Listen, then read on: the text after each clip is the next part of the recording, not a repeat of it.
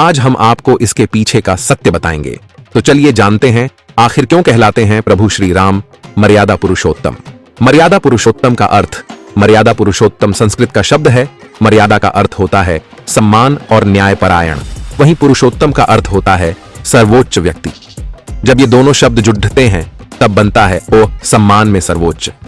भगवान राम में अनेक गुण हैं, इसी कारण से उनको मर्यादा पुरुषोत्तम कहा जाता है। प्रभु श्री राम मर्यादा पुरुषोत्तम क्यों कहलाते हैं? सत्य, सदाचार, मर्यादा, करुणा, धर्म, सेवा, सहनशीलता, धैर्य, सन्यासी, मित्रता, आदर्श भाई, त्याग और समर्पण, नेतृत्व, स्नेह, वीरता, पराक्रम, धैर्य, आज्ञाकारी, संस्कारवान, अस्त्र शस्त्र शक्ति, कुशल प्रबंधक, गुरु की आज्ञा, कर्तव्यों का पालन, आदर, मार्गदर्शक, यज्ञ व साधुओं की रक्षा, व्यस्तता, आदर्श राजा, वैभवशाली, वचन पूर्ति, परित्याग, कोई घृणा नहीं, कोई नकारात्मक विचार नहीं, संस्कारी व्यक्तित्व, प्रजापालक, रूपवान और पराक्रमी, शांत चित्त, क्रोध को जीतने वाले, योग्य पुत्र, उत्तम चरित्र, बुद्धिमान, परम दयालु, क्रोध को जीतने वाले, ब्राह्मणों के पुजारी, दीन दुखियों के प्रति बद्धी दया, धर्म के रहस्य को जानने वाले, इंद्रियों को सदा वश में रखने वाले, बाहर भीतर से परम पवित्र, क्षत्रिय धर्म, संपूर्ण विद्याओं के, संपूर्ण वेदों के यथार्थ झाता, सत्यवादी और सरल, धर्म और अर्थ के झाता, अर्थ के तत्व का ज्ञान,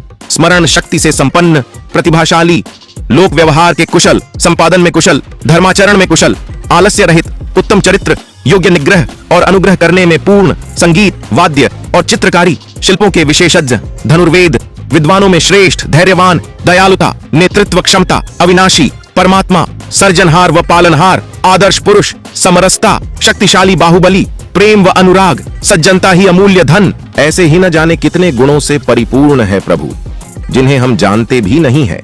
इन सभी गुणों के कारण प्रभु श्री राम मर्यादा पुरुषोत्तम कहलाते हैं। गोद्विज धेनुदेव हितकारी, कृप सिंधु मानस तनुधारी, जिसका अर्थ है कि भगवान राम ने गौवंश, ब्राह्मण, संत, सज्जन की रक्षा के लिए मानव शरीर धारण किया था। उस युग में जब पाप और अधर्म बढ़ने लगा था, राक्षसों के अत्याचार, ऋषि मुनि व अन्य मानवीय आतंकित होने लगे थे, तब उन्होंने भगवान से कष्टों को दूर करने आह्वान किया। पीड़ित मानवता का आर्तनाद सुन धर्म की रक्षा व अधर्म के नाश के लिए श्री विष्णु अवतरित हुए। भगवान श्री राम मर्यादा पुरुषोत्तम पतितों का उद्धार करने वाले ऐसे ही नहीं हुए। उन्हें चक्रवर्ती राजकुमार राम से मर्यादा पुरुषोत्तम श्री राम बनने में बहुत संघर्षों से गुजरना पड़ा। हिंदू धर्म में श्री राम सबसे श्रद्धेय देवताओं में से एक हैं। ये भगवान विष्णु के 7वें अवतार थे। हम बचपन से ही रामायण से जुड़ी कई कहानियां सुनते आ रहे हैं और ये सारी कहानियां हमें काफी प्रेरित भी करती हैं। अपने भक्तों के लिए श्री राम पूर्णता का अवतार हैं। लेकिन क्या आपने कभी यह सोचा है कि श्री राम को मर्यादा पुरुषोत्तम क्यों कहा जाता है? उन्होंने करीब 11,000 वर्ष अयोध्या का शासन किया था। राम रघुकुल क्षत्रिय में जन्मे थे, जिसकी परंपरा रघुकुल रीति सदा चली आई, प्राण जाई पर बचन न जाई की थी। राम न्याय प्रिय थे। उन्होंने बहुत अच्छा शासन किया, इसलिए लोग आज भी अच्छे शासन को राम राज्य की उपमा देते हैं। वैदिक धर्म के कई त्योहार जैसे दशहरा, रामनवमी और दीपावली श्री राम की कथा से जुड़े हुए हैं। रामायण भारतीयों के मन में बसता आया है और आज भी भारतीयों के हृदयों में इसका भाव निहित है। भारत में किसी व्यक्ति को नमस्कार करने के लिए राम राम, जय सिया राम जैसे शब्दों को प्रयोग में लिया जाता है। ये भारतीय संस्कृति के आधार है। भगवान राम में अनेक गुण हैं, जिनमें मुख्य ये है 1. श्री राम भगवान राम एक महान राजा थे। 2. श्री राम भगवान सत्य, सदाचार, मर्यादा, करुणा और धर्म का पालन किया। 3. श्री राम भगवान ने कभी भी अपनी मर्यादा का उल्लंघन नहीं किया। 4. भगवान राम ने समाज के लोगों के सामने सेवा का उत्कृष्ट उदाहरण पेश किया था। 5. भगवान श्री राम श्रेष्ठ राजा थे, सदाचार और धर्म के मार्ग पर चलते हुए राज किया। 6. भगवान श्री राम में सहनशीलता और धैर्य की पराकाष्ठा का विशेष गुण है। 7. कैकेयी की इच्छा व आज्ञा से वह 14 वर्ष वनवास के लिए चले गए। अयोध्या का राजा होते हुए भी उन्होंने सन्यासी की तरह जीवन बिताया। 8. भगवान राम के कई मित्र थे, केवट, सुग्रीव, निषादराज और विभीषण। सभी के साथ भगवान राम एक जैसा मित्रता का भाव रखते थे। 9. मित्रों के लिए राम जी ने कई बार स्वयं संकट भी उठाए। भगवान राम की तरह मित्रता निभाने का गुण हर किसी में होना चाहिए। 10. आदर्श भाई के रूप में राम जी का नाम आज भी लिया जाता है और लोग कहते हैं भाई हो तो राम जैसा। लक्ष्मण, भरत और शत्रुघ्न उनके सौतेले भाई थे, लेकिन उन्होंने अपने सभी भाइयों संग सगा सा व्यवहार किया। भाइयों के लिए त्याग और समर्पण के लिए भी वे हमेशा तैयार रहे। राम जी जैसा यह गुण हर भाई में होना चाहिए। संस्कार गुरुग्रह गए, पढ़न रघुराई, अल्पकाल विद्या सब आई। गुरु वशिष्ठ ने गुरुकुल में ही सभी राजकुमारों को संस्कारवान, अस्त्र शस्त्र शक्ति संपन्न, हर परिस्थिति में डटे रहने वाले पाषाण सम संकल्प वाले युवकों में पहले ही ढाल दिया था। गुरुकुल से ही राम को नेतृत्व, स्नेह, वीरता, पराक्रम, धैर्य, आज्ञाकारी होने के सद्गुण मिले। वनवास की संपूर्ण शिक्षा राम जी को गुरुकुल काल में मिल चुकी थी, जिससे उन्होंने वन के दुर्गम पथ, कंटक, पगडंडियां, नदी, पहाड़ आदि में भी राजपाट का सुख अनुभव किया। 11 भगवान राम राजा होने के साथ ही एक कुशल प्रबंधक भी थे। उनमें सभी को साथ लेकर चलने का गुण था। अपने इसी गुण के कारण उन्होंने अपनी सेना की सहायता से लंका जाने के लिए सेतु का निर्माण किया। 12 भगवान राम में दयालुता का भी गुण था, जो कि हर किसी में होना चाहिए और आज इसकी अधिक आवश्यकता है। भगवान राम ने अपनी दयालुता के कारण पक्षी, मानव और दानव सभी को आगे बढ़ने का अवसर दिया। 13 उन्होंने सदैव अपने माता पिता और गुरु की आज्ञा का पालन किया, साथ ही अपनी समस्त प्रजा का भी ख्याल रखा। 14 वे न सिर्फ एक आदर्श पुत्र थे, बल्कि आदर्श भाई, पति और राजा भी थे।